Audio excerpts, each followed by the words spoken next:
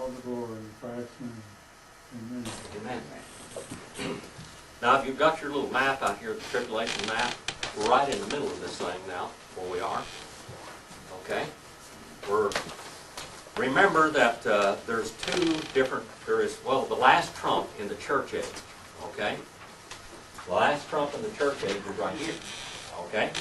Then we have 7 more trumpets after that, so don't get those trumpets mixed up. Okay?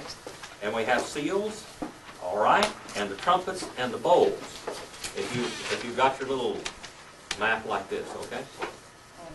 All right, like this. All right. I don't know if you've got one of them. All of you have one. No. Well, we'll see if we can get one to you right away. There you go. Ruth, we got to have you to have one. All right. Now let's start here in 7 verse 16. I'm still reading it from Greek to you. Just translating it. I comment on the words a little bit.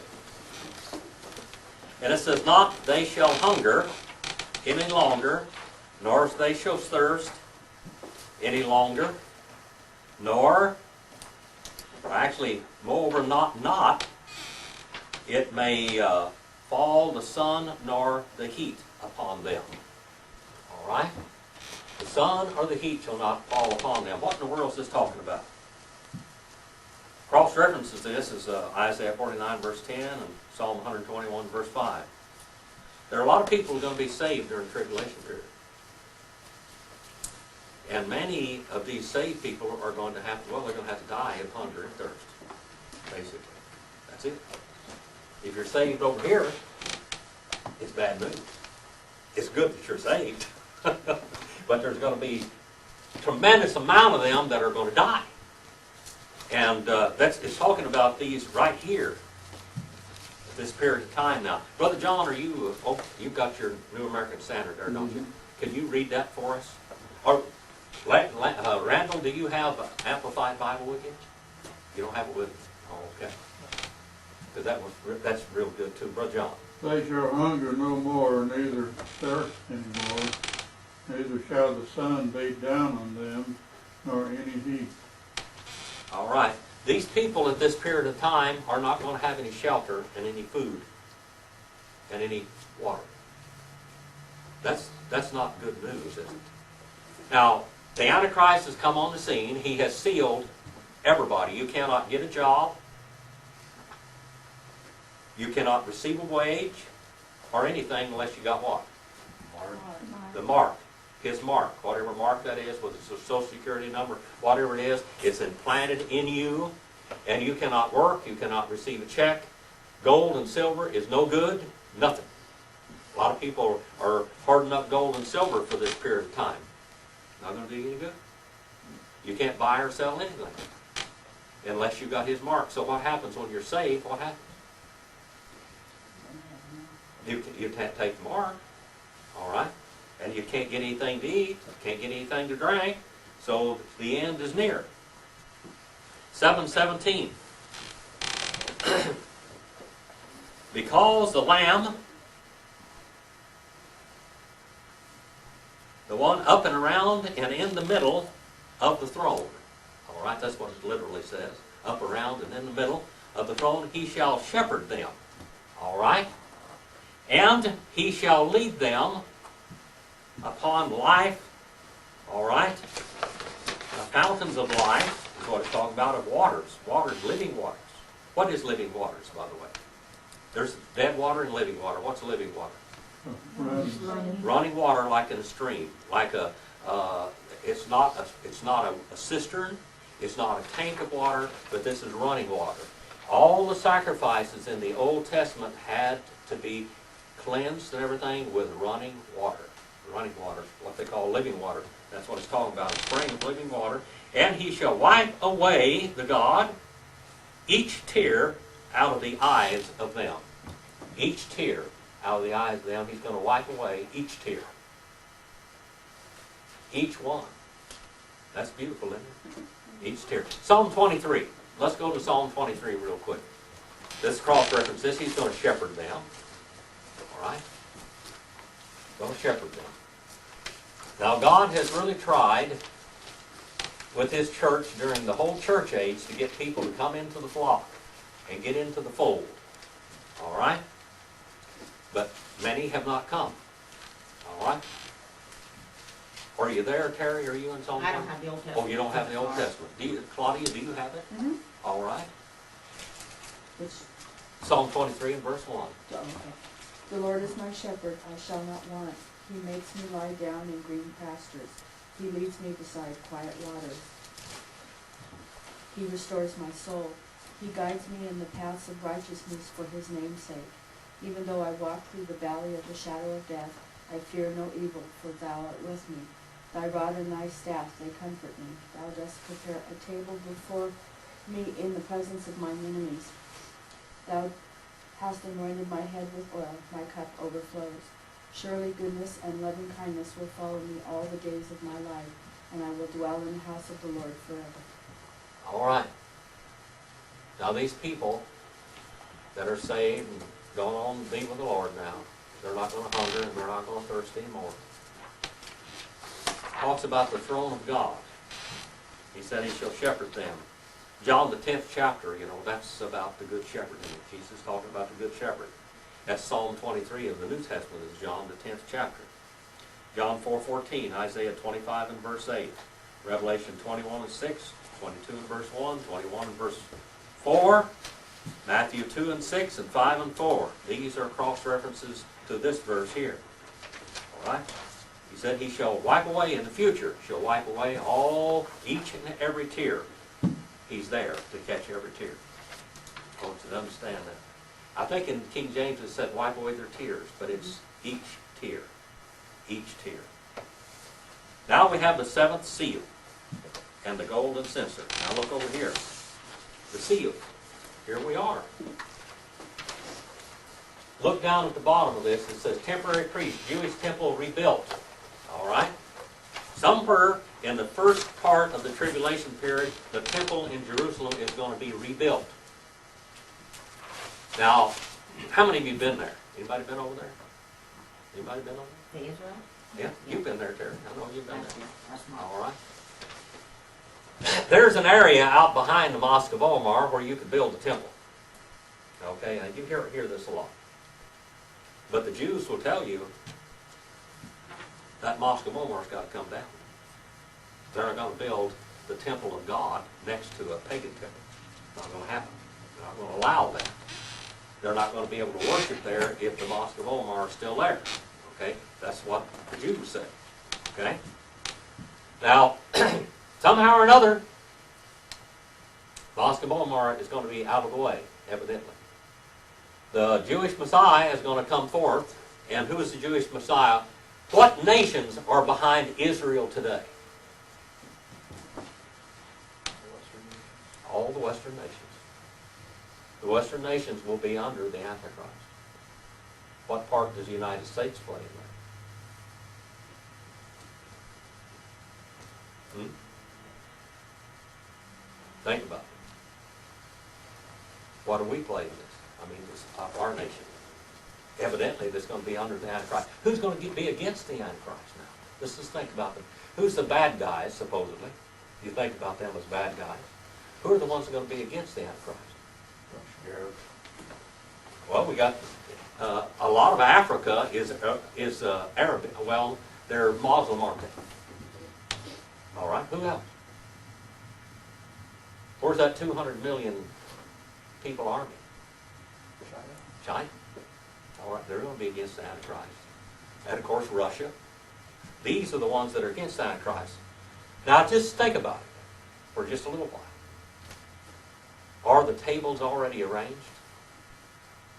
Have the tables been arranged pretty much? Is there anything lacking at this time? Can you think of anything that was lacking?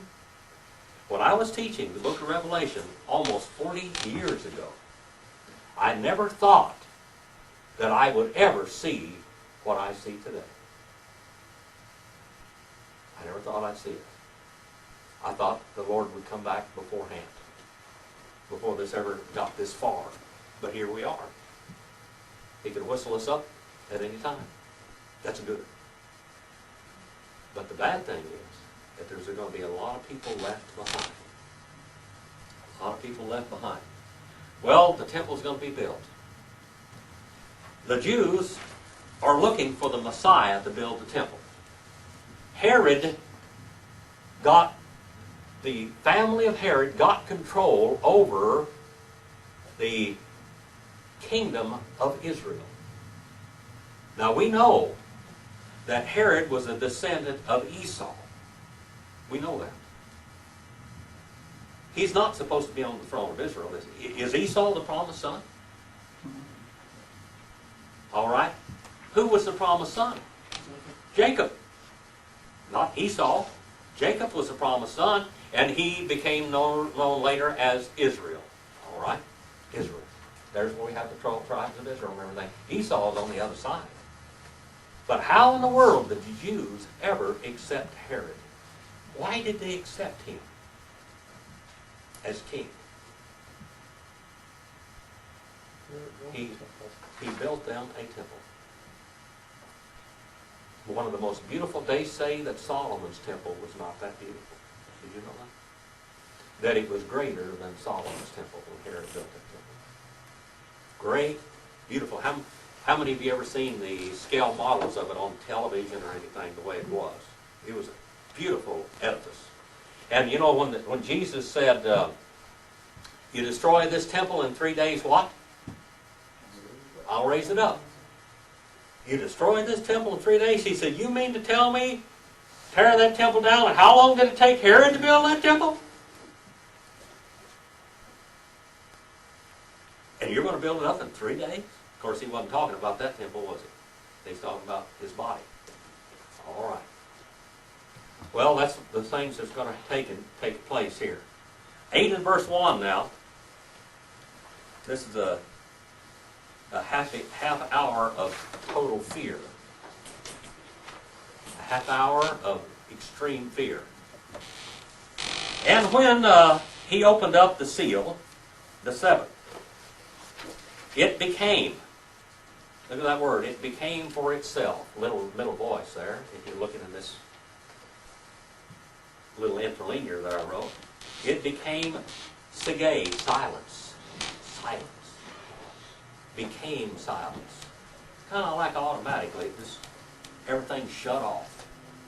Into heaven, about a half hour. All right? About a half hour. Revelation 5 and 1, 6 and 1, 3, 5, 7, 9 and 12. What we have here is dead calm. Dead silence. I used to live up in Nevada, up in Fish Lake Valley, and Mike, you'd like that place. You'd like that. You could go up there. I kind of grew up there when I was a kid. I hunted wild horses in the mountains. We gathered up wild horses and sold them to the to the ranches down there for cow ponies. And I'd go up there and stay in the hills for a long, long time. And I rode horses and walked and traveled and drove cars all over those mountains. You could get up there at 12 and 13,000 feet, 14,000 feet if you wanted to go that far, and look all the way to the state of Utah, and this was at the edge of Nevada and California. And you could see Utah over there. Clear. All mountain range upon mountain range upon mountain range. Of course, it was clear back then. This was in the 50s. Okay? And you get up there in some of those big canyons, and you just sit down and get nothing around you, and you could hear your heartbeat through the water, the blood going through your ears. I don't know if you've ever been that quiet any place, but that's the way it is. It'll go just like that.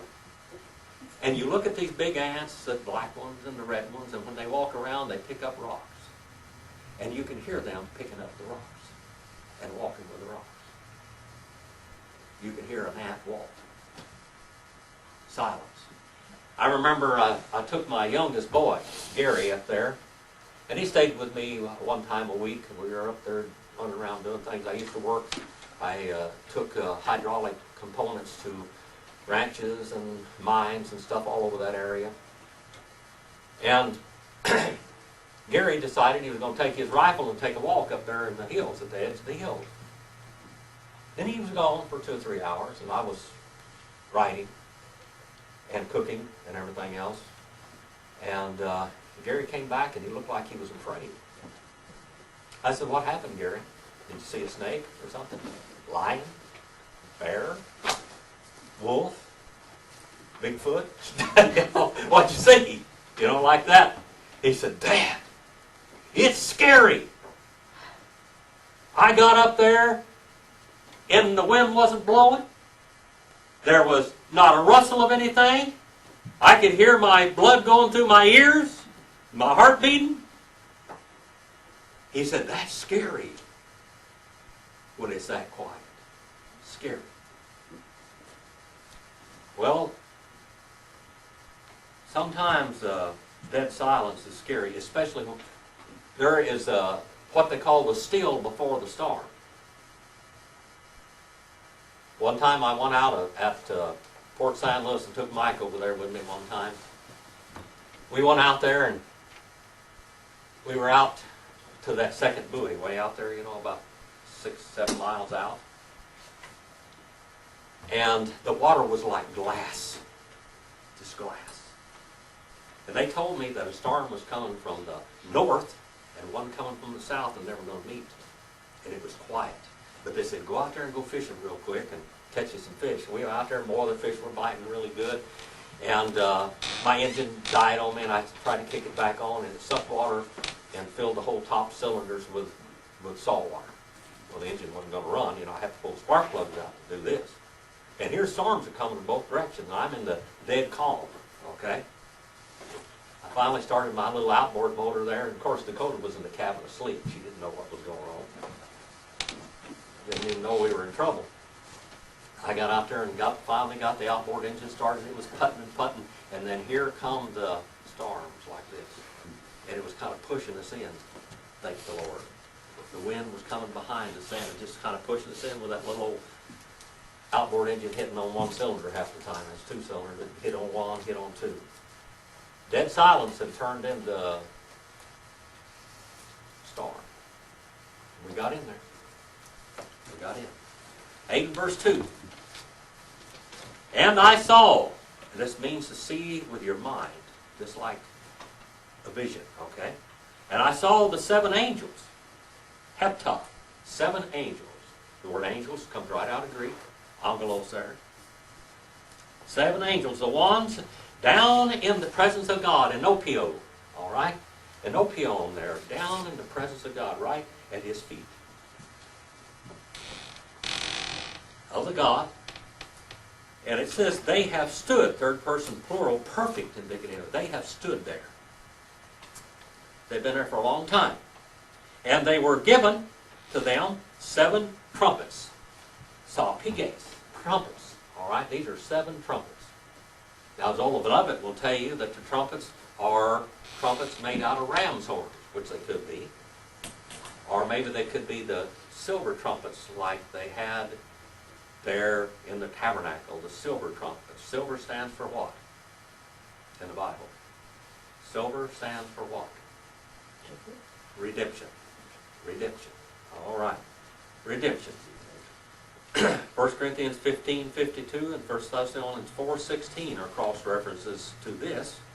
Let's go to 1 Corinthians 15:52 real quick. 1 Corinthians 15:52 and 1 Thessalonians 4:16 before we go on to the next verse.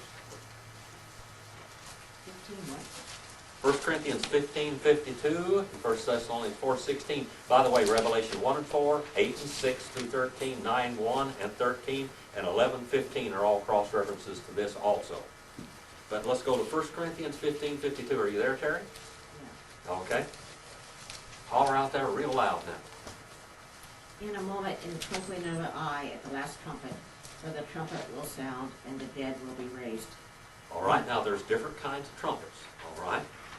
This is a trumpet. This is the trumpet of the resurrection and the trumpet of the rapture. All right. There are many, many trumpets. All right. Now, we've got a trumpet over here. At this period of time, 1 Thessalonians 4:16 and 17, who's got that? 1 Thessalonians 4:16 and 17. Are you there, Claudia?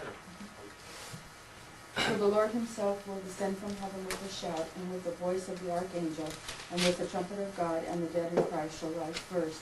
Then we who are alive and remain shall be caught up together with them in the clouds to meet the Lord in the air, and thus we shall always be with the Lord. I'm sorry, All did you right. want to 16 or both? 4:16 and 17? Okay. Okay. Are you there, 17, both? You got I got 17 too? 17. Okay. All right. This is the time of the rapture trumpet. Remember now, the wedding week. In the Hebrew wedding, the bridegroom would go and he would make an agreement with the father and the mother, okay, the family, and he would pay a certain amount for the bride, okay? And if they agreed, the bride would make herself ready. She'd get all her stuff together, and she'd be dressed just right. And then he would send out the friend of the bridegroom to announce his coming, okay? And it was usually at nighttime when this would happen, and sometimes at midnight. And the man would come and he would announce, the bridegroom is coming, all right? The groom is here, all right?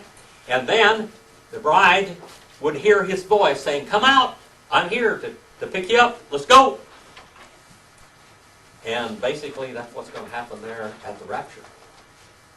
All right, we're going to hear a trumpet, we're going to hear the voice of our Lord saying, come up here, all right? Come up here. Now, back over here, we have different trumpets.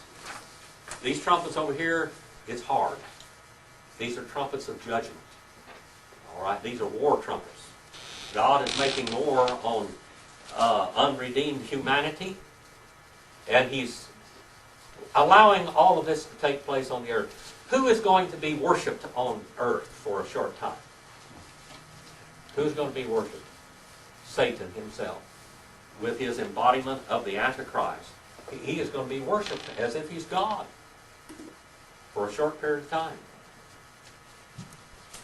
8 and verse 3.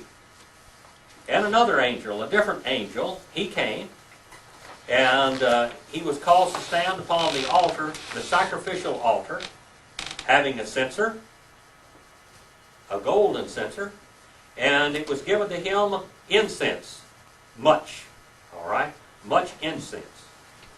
Now, in the Old Testament, it talks about the angel of his face. Ever heard of that term? El Panay, El Panay, the angel of his face, all right? There's talked about the angel of Jehovah, or the angel of Jehovah, all right? The angel of his face, the angel of his presence. What does an angel look like? According to every biblical example we have, what do they look like? Men look like men. One of the first times we ever are introduced to an angel is with Abraham. Remember when there were angels came to visit him? And what were the angels going to do? They were going to go and destroy Sodom and Gomorrah. All right? And we find out that one of them was the angel of his face. All right? Was El Panay, the angel of his face, the angel of the presence, what we call Jehovah in his pre-incarnate form. All right? Now, here we have the angel of his face.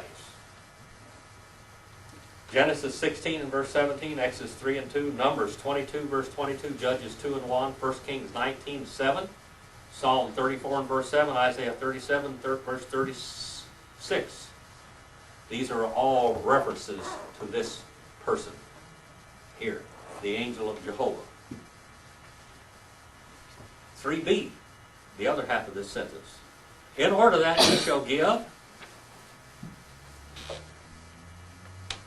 the prayers, and that's instrumental there, with the by the means of, he shall transport the prayers of the saints. Okay? What does Jesus do? What is he? Moses was a type of him. What did Moses do 2 or 3 times in the Old Testament? He interceded for Israel. And Jesus is our what? Intercessor. All right? He's going to transport the prayers of the saints. Look at the word saints there.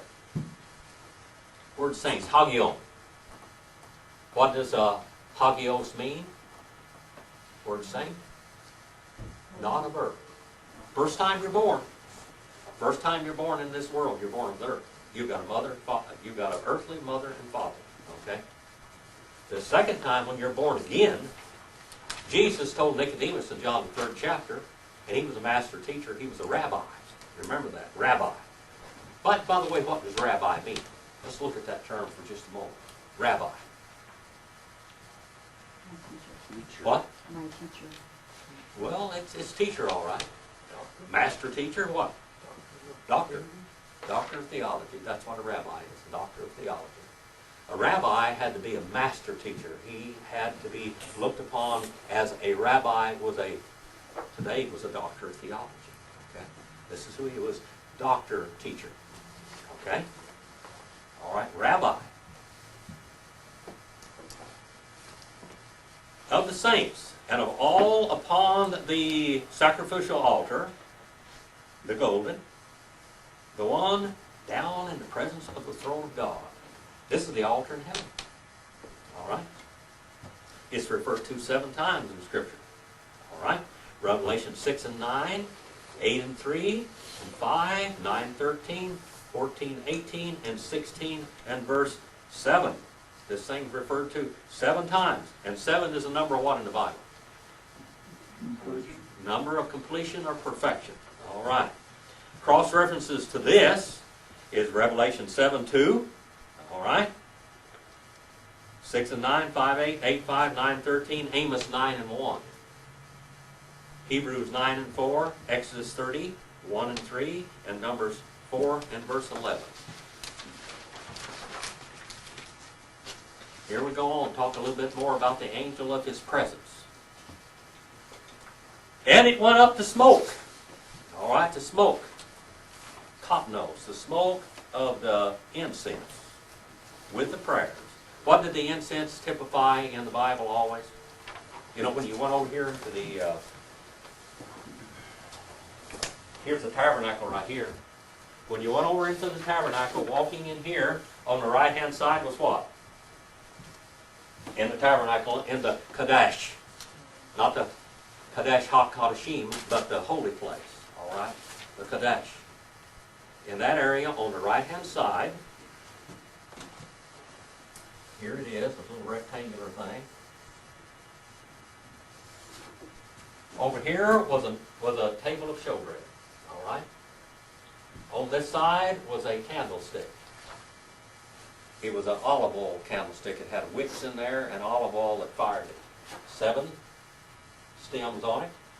And then right here in the front was what? The altar of incense. That typified this one right here. Is what it's typified. God showed that to Moses. And then Moses built a facsimile of it here to represent what heaven was like. And of course here is a Kodesh HaKodashim, the Holy of Holies. Okay? When they came in here, and out here in the courtyard, as you see, out in the courtyard, when you come in the fence here, through the gate, what's the first thing you see? The sacrificial altar. That's where they offered the sacrifices there. On the right side of that, they would confess the sins upon the heads of the animal, and then they would pull its head back, cut its throat. They would catch some of its blood, they'd take all of the blood and bury it. The rabbi said the vehicle of the soul was the blood. The blood was sacred to God. All right. By the way, some of you heard me say this before, some of you haven't. In the Old Testament times, when they were out in the wilderness for 40 years, they were not allowed to slay one sheep, one goat, one cow, or a lamb, or anything out there outside of that place right there. God said their blood, their life, is sacred to me. They'd have to bring it here, they would have to slay it, and of course then they would take the animal home and eat it. I mean, this is for your house. After they got into the promised land, they no longer practiced it, but God said, and what was the penalty if you slew a lamb at home? Your blood would be required. It was a death penalty. All right? It was a death penalty. That sacrificial altar meant a whole lot. Now, all of that typified what would take place in the future. Out here was the sacrificial altar. Now, the embers off of this, God set the fire to the first sacrifice. They said that they kept the coals going all the time to this sacrifice. And all the coals were tainted with blood, purified with blood. Remember when Nadab and Abihu took strange fire to go in there and put it in here? God struck them right here. He struck them dead with fire. They were taking fire that was not from here into the altar of incense, and God struck them, killed them. Then he told them, he said, don't even mourn for these, don't cry for your children, forget it. They were in direct rebellion of God. All right. And it went up the smoke of the incenses with the prayers of the saints. Okay? All the incense that was ever burned on these altars was typifying prayers to God. And out of the hand of the angel of the presence of the Lord. The angel of the presence of the Lord. God, even today, wants you to pray to Him, doesn't He? In the Old Testament, did you know that not one time were people allowed to call God Father? You just go find it in the Old Testament. They might refer to Him as the Father of eternity or whatever, but they didn't call Him Father. They didn't even want to speak His name. I've got some, one of the videos that I was going to show you tonight was a video, and it had a Christian synagogue in Jerusalem. And on the front of it was the Ten Commandments. And on the high priest's mitre, there was a golden crown that he had on there, and it said, Holiness to the Lord, Kadesh, Lo, Jehovah. But they never called Him Jehovah. How did they refer to Him? The name, the word, or Adonai. Because they were afraid to speak the name of God. Afraid to speak the name of God. But Jesus, when His little church asked Him, teach us how to pray, what did He say? When you pray, say, Our Father, which art in heaven. Isn't that something? Our Father. Our Daddy. Dakota? If you're in trouble, who do you come running to? Dad! Dad! Dad. Your dad ought to have been someone that you could run to and protect you. That's who Daddy should be. We have a father like that runs and protects us. Psalm 141, verse 2. Cross-reference to that. 8 and 5. All right. The sounds and sights that we're about to read about in the Bible are things that scare people to death. This is what really terrifies mankind. And He has taken this angel, the censer, and filled it out of the fire of the sacrificial altar. All right? Out of the fire of the sacrificial altar. Go to Leviticus 10, 1 through 3. Someone? Leviticus 10, 1 through 3. Leviticus 10, 1 through 3. Now we've referred to this. Let's see what it is. See what it says directly. Leviticus 10, 1 through 3. Are you there, Terry? No, I don't have the Old Testament. Okay. Who's over there? Brother John? Yes. And Nadab and Abihu, the sons of Aaron, took their respective fire pans, and after putting fire in them, placed incense on it, and offered strange fire before the Lord, which he had not commanded them. And fire came out from the presence of the Lord and consumed them, and they died before the Lord. Then Moses said to Aaron, "It is what the Lord spoke, saying, by those who come near me I will be treated as holy, and before all the people I will be honored." So Aaron therefore kept silent. All right. Aaron shut his mouth. What Moses said, this is that. This is that. This is the judgment of God. Now this fire is coming from on the earth. It is judgment. Okay? If you're in the mountains or any place where it's real cold, fire is real welcoming in it. It's nice to have a fire. Nice to get warm. Up in Nevada, it'd get cold up there. It would get really, really cold. We build little fires out different times when we're out in the mountains. One night I remember up there, we were staying up in Trail Canyon, about 9,000 feet. And it was in June of 1960, I think. And June in 1960. And a blizzard hit. We had a tent. And I went outside and brought in that tent a Coleman stove, and we fired it up and putting our hands over it. I mean, it was cold. Even in the tent. You could get next to the stove and blow your breath and it would be frosty. The fire was real welcoming at that time. But fire is also judgment. Fire is also judgment. Let's look at this. Fire of the altar of sacrifice, and he threw it into the earth, unto the earth. And the fire, the coals of this fire, they became thunders. Brontai. Thunders. There is a prehistoric animal called Brontosaurus.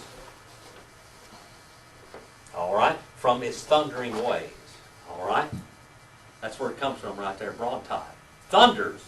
Great thunders. And then it says, and phone, sounds.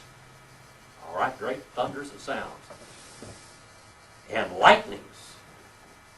And seismos and earthquakes. Shakings. That's what it said. Lightnings and shakings. Tell you a lot about Fish Lake Valley. I was up there one night. When I first moved up there, I didn't have any running water.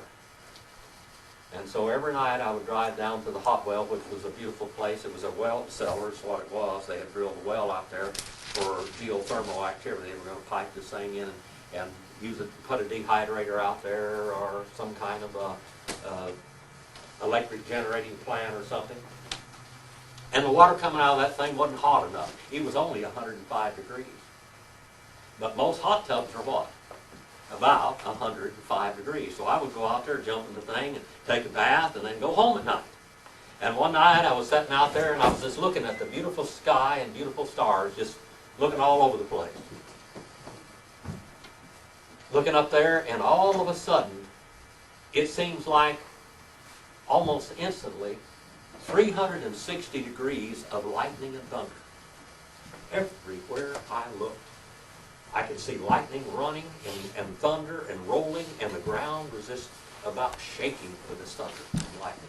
Well, it was beautiful because it wasn't lightning and thundering where I was. But everywhere around me it was. Finally I got out and decided to go on home. It was about midnight or 1 o'clock in the morning. And there wasn't a drop of rain anywhere. And I drove off into a river 2 miles wide that wasn't ever there before. Flash flood. It dumped from 12 to 24 inches of rain within 1 hour in those mountains. And all that water, all of the lightnings and thunder, and all of the destruction you cannot believe came down into that valley, and I happened to be on the other side of that river, on the other side of it, from where I was supposed to be. I got to change the tape here real quick.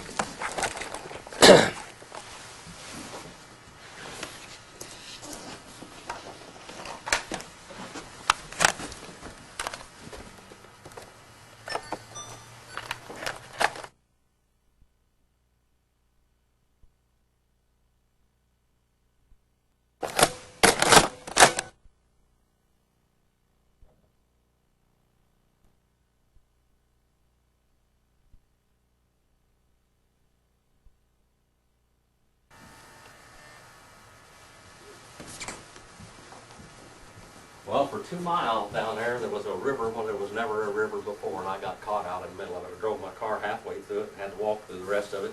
Then the lightning started running on the ground in front of me. One bolt of lightning struck right in front of me, and I went blind. My retina closed, both of them closed. I couldn't see, so I got to feel my way the last 7 miles out of there. By the time I got out that 7 miles now, out there in pitch darkness anyway, and then I couldn't see either on top of that. I got out to the road, and one of my retinas opened up a little bit. And I got a ride back to town. That was an experience. I know all about the lightnings and thunders. The ground was shaking. When there's that much electricity around you, your hair stands on end. Did you know that? It does. Have you ever just rubbed the cat's back a few times when it's a little bit stormy? What happens? Electricity is just sparking all over the place. There's electricity in the air. All right? That's the way it was here. Lots of electricity and thunder and all of that speaks of one thing. It means destruction and judgment. 8 and verse 6. 8 and verse 6. The trumpets are about to sound.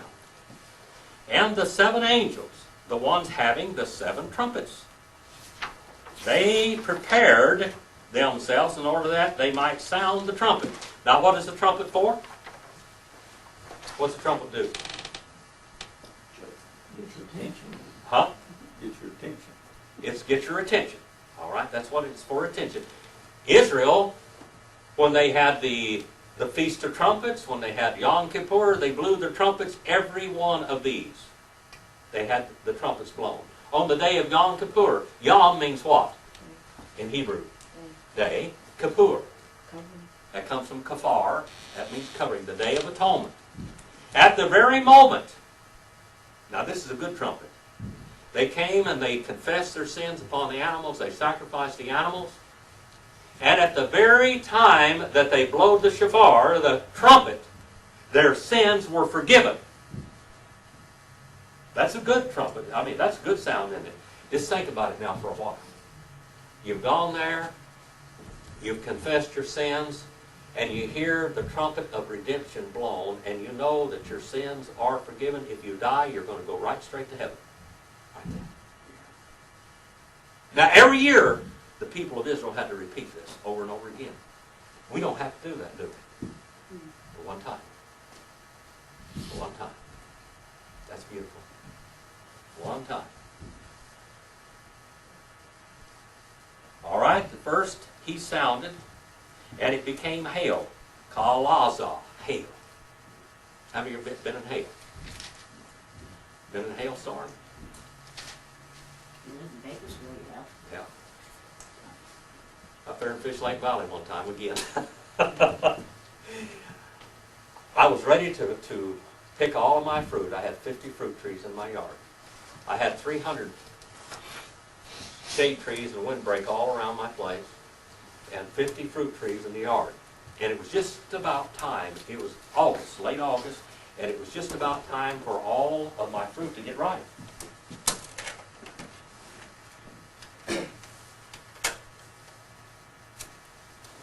And I looked up on White Mountain, which was 14,200 and something foot, 264 foot mountain right behind me. And it started thundering and rolling up there. And here comes a hard wind, probably 50 or 60 miles an hour, since I've been out there. And Old river, that's a breeze. But here comes this wind, and down with it comes hailstones this big. And I looked outside, and my trees, it was just raining. The hail was coming down, and green was just growing everywhere. Just green all over the ground. It was just defoliating the trees. And there went my fruit, too. I run out there and grab buckets, put my hard hat on and coat on, went out there and started picking my fruit as fast as I could pick it. And it looked like, when the hail was hitting, it looked like somebody shot it with a gun. There was pieces of it, but I wouldn't cook all my fruit, so I wouldn't lose my fruit. I wasn't about to plant those trees, 50 fruit trees, and take care of them all year long with them. I'd go out there and brave the hailstorm. All right, and it became hail and fire. Hail and fire. What happened in Egypt? Did they have hail and fire? These are very closely resembling the plagues that were brought upon Pharaoh. All right? And fire, having been mixed with blood. What blood do you think is going to be mixed with it? Whatever's out there in the open. The living thing. All right? Living sacrifices. Blood rolling and running all over the place. And it was thrown. That word ebelethe. It was thrown unto the earth. These hailstones. All right? And into the earth. And the third of the earth, it was burned down. That's what it says. It wasn't burned up, it's burned down. Burned down. 1/3 of the earth is burned up, burned down. Just burn it down. You can hear towns burning down, villages burning down. Why, San Francisco burned down how many times? Sacramento burned down. All right? Now 1/3 of the earth is going to burn down here. 1/3 of the earth, and 1/3 of the dendron. All right? 1/3 of the trees. They were burned down. Kata, that means down. See, kata, kan, were burned down. Were caused to burn down. And all the grass green, it was burned down. Green grass burned. A lot of smoke going on too when something green. Have you ever tried to burn green tumbleweeds? There's going to be a lot of smoke. A week ago, I think it was a week ago, Sunday night, I left here and I drove home. And it was blowing probably 100 miles an hour. You know, we have a nice breeze out there in Old River, okay? 100 mile an hour breeze, 120, 30 miles an hour, whatever it was. And we drove all the way from here to there, which is close to 30 miles. We got out there to Taft Highway, and we just kept on going out Gosford Road. We got out there about where the eucalyptus grove is. And boy, the dust started. And the real storm started. By the time I got to Shafter Road, you couldn't see 1 foot in front of the car. You couldn't see anywhere. You had to look out the window and see that you were on this side of that yellow line. And just creep along 1 mile an hour trying to stay and try to see the white line or the yellow line through the sand. Now I finally got to where I thought my fence was and turned in. It was wonderful, wasn't it, Dakota?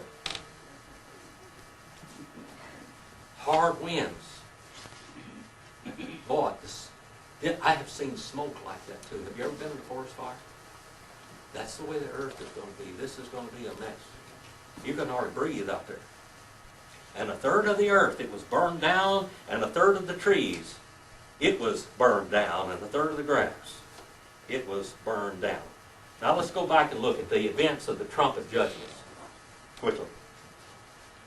Hail and fire mixed with blood shall fall upon the earth, and 1/3 of all the greenery of the earth shall be completely burned up. It takes a lot of heat to burn green things, doesn't it? A lot of heat to burn green things. Revelation 8 and verse 7, that's what we just read. Something like a great mountain is thrown into the sea, and 1/3 of all the things in the sea is destroyed. 1/3 of all the things in the sea. Ships, fish, and living creatures. Revelation 8 and 9. This is going to be a stinking place because the sea is what purifies the earth. Okay? The ocean and the wind is what purifies the earth. Number 3, a great star called wormwood will fall in the waters, and 1/3 of the streams of the earth, and poison many people to death. Revelation 8, 10, and 11. People are going to be poisoned by the poisoned waters. When you're thirsty, you'll just about drink anything, won't you? When these people get thirsty enough, they will drink this poisoned water. Number 4, 1/3 of the moon and the stars are smitten till they will not shine, and it's only light for 1/3 of the normal time. Only light for 1/3 of the normal time. Now, how many hours a day is it usually light, basically? 12. 12 hours. This is going to be about 4 hours of daylight at the most. When we had all the storms out there, the fire storms is what I'm talking about, out there where I lived, you didn't see the sun. In the hot summertime, you could not see the sun at all. You couldn't see it. It was dark all day long, with those terrible smoke from the fires when they burned all the way from Santa Barbara all the way down into Southern California, burned all the way. I remember I lived in Fish Lake Valley during the Yosemite fire, or not the Yosemite, but the Yellowstone fire. The only time I ever saw smog, the smoke came all the way down there. And the horses and the animals were all coughing from that. Of course, out there, everybody was coughing. It's hard to breathe. All right? Number 5. Great locusts-like creatures are turned loose upon the earth from the bottomless pit. These are to torment those who do not have the seal of God, Revelation 9 and 4, on their foreheads for a period of 5 months, which is about the time of the year where locusts in the places where they attack crops and everything. That's about the same period of time. Men will seek to die because of the great torments placed upon them. Under the number 5. Under this trumpet, the first of the 3 woes takes place. Even Pharaoh repented during the plague of locusts. Exodus 10, 12 through 17. Number 6, the second woe begins under the 6th trumpet. These are the woes. Now look, see the woes here? All right, you got trumpets, bowls, everything, the woes, and the trumpets. All right? The 4 angels bound at the river Euphrates proceed to kill 1/3 of mankind, and the great battle of Armageddon is beginning to be mustered. Over 200 million, remember, are gathered together on this battlefield. 200 million.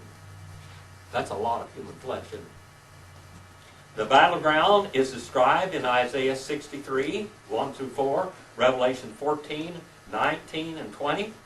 And 1/3 more of mankind are killed by 3 plagues of fire, smoke, and brimstone. This could very easily be the weapons of the armies, since gunpowder is made out of basically what? Sulfur. All right? And you shoot, especially black powder, when you shoot black powder, what do you smell? The same thing when you strike an old match. Sulfur burning. All right? And gunpowder produces fire and smoke. As a natural barrier, the Euphrates is removed and the armies have direct access across the desert to the battlefield. Revelation 9 and 14, Daniel 11, 41 through 44, and Ezekiel 38, and verse 1 onward. The 6th trumpet continues. The rest of mankind who have not been killed by these plagues still refuse to repent. Now, Pharaoh repented, didn't he? Only for a moment, but he did repent. These are stubborn obstinate people. They still refuse to repent during the sixth trumpet. And the seven seals of thunder utter their judgments, but they are not yet revealed. The bittersweet book that is eaten by John in Revelation 10, 9 and 10, Ezekiel 2, 8 through 10, during the sixth trumpet, the two witnesses of God also prophesy for 1,260 days. All right? Referred to in Revelation 11:3 for further comment. It says here, only two witnesses, go back there. A great earthquake takes place in Jerusalem. It names the city. A great earthquake takes place in Jerusalem, and 7,000 people are killed. Now that's a big earthquake, isn't it? 7,000 people are killed. And the rest are terrified. And then they begin to have reverence for God because of this plague. There's such a thing as godly fear. Did you know that? Godly fear. Godly reverence. God wanted Israel to know that He wasn't going to put up with anybody defaming His name, or like Nadab and Abihu did. What they did, they went directly against the orders of God, and these were priests now. And God would not stand for it to get them killed. Did Israel ever kill people for disrespecting God? Did they ever come close? If you came close to the tabernacle, if you were an outsider, what happened to you? You were dead. You were killed. The seventh trumpet. More great earthquakes and hail in Revelation 11, 13 through 19, and the translation of the remaining saved on earth that have stood for the name of Christ. This will be the final gleanings of the great harvest of God. 1 Corinthians 15, 52, 1 Thessalonians 4, 16, Psalm 2 and 9, and the last trump and the seventh trump you need to keep them apart. You need to realize they're two different ones. 8 and verse 11, and then we'll finish. And the name of the asteros. What happens when an asteroid or a comet hits the earth? It causes great destruction. We have evidence and history of one coming and hit some area up there by Siberia. There was a lot of snow and everything in there, but there was forest and everything. And for hundreds of square miles, now this asteroid or comet that hit and landed in that area, it didn't even hit the earth. Did you know that? Didn't hit the earth. It exploded in the atmosphere above that area and completely burned up all of that area. This wiped it out. Now over there in what we call a meteor crater in Arizona, how many of you have seen that thing? When that thing hit the earth, I can tell you one thing. There was a lot of shaking going on. But the one that hit Russia didn't even reach the earth. Didn't even reach the earth. But it wiped out hundreds of square miles, exploding in the atmosphere. All right? And the name of the star is called Aphithos, wormwood. And it became the third of the waters and the wormwood, and many of the men, they died because of the waters, because they were made bitter. They were violently bitter. All right? We have a pikros, violently bitter. Super bitter. All right.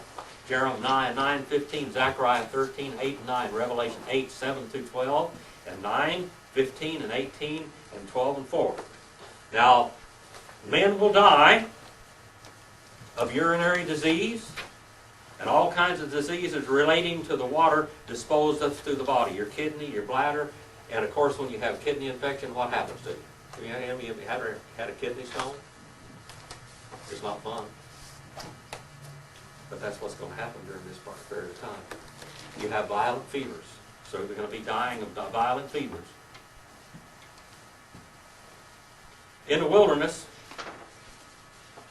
where Israel walked, God made the waters sweet, didn't He? The bitter waters sweet. But now the waters are going to come bitter. The time of mercy is past. All water, sunshine, and cool breezes, the warmth of the sun are gifts of God. As an atheist blasphemes, God gives him air to breathe in and causes his heart to beat. And these are gifts of God. He can blaspheme up a storm, but one of these days there is going to be judgment. We talk about the mercy of God today, and this is called the age of what? Grace, or the church age. There is grace right now, but the grace is going to cease to be. People are going to be saved during this period of time. Many people are going to be so stubborn they won't be saved. But some are going to be saved. Now the fourth trumpet sounds. This is where we're going to start next week. Do you have any questions? Do you have any questions? If you want to study the book of Revelation more, like I said, if you can probably go down to Barnes and Noble or a Berean bookstore or anything and find this Revelation of Jesus Christ by John Wolver. It's very good. What did you think of this, Brother John, when you read it? Well, it's an eye-opener. Yeah, it's an eye-opener. Yes, it is. Well, the book of Revelation is a scary book. People didn't study it for a lot of years. The Catholic Church, since Augustine, or Augustine if you want to call him that, Augustine or Augustine, he basically looked upon all of these things as having happened already. They talked about symbolic language of things happened back there. There are different, like I said, there are 4 different views of this. We at Valley, and personally, I believe what we call the futurist. There's still things yet to happen. But where we are in time right now, we're right there. We are going to be in a great economic divide in the last days. What do I mean by that? The great economic divide. There's going to be a great difference between the rulers and the slaves, because most of the world, in the Western world, most of the people are going to be slaves to an elite, to a few rulers.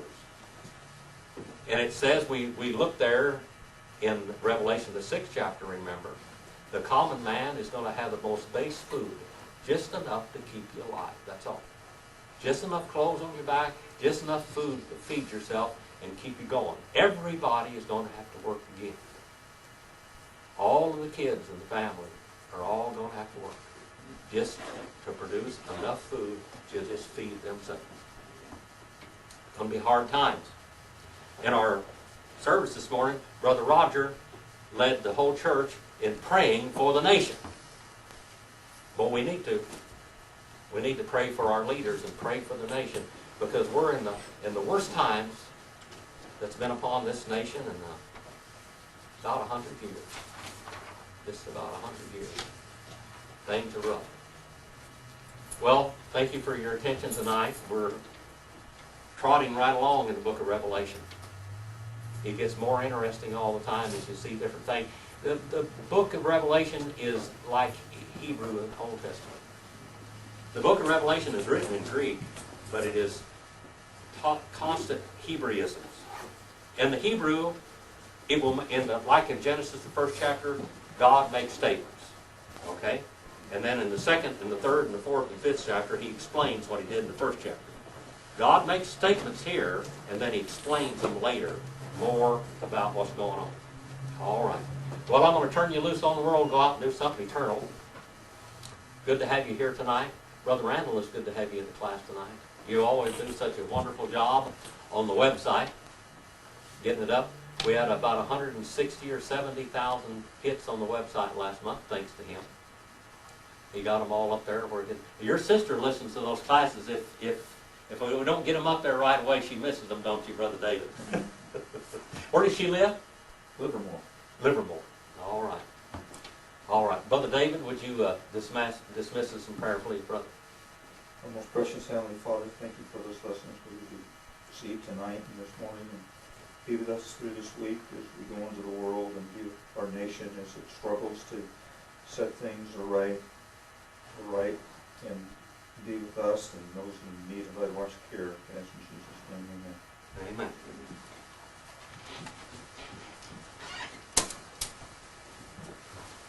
Please pray for Marilyn, she's sick.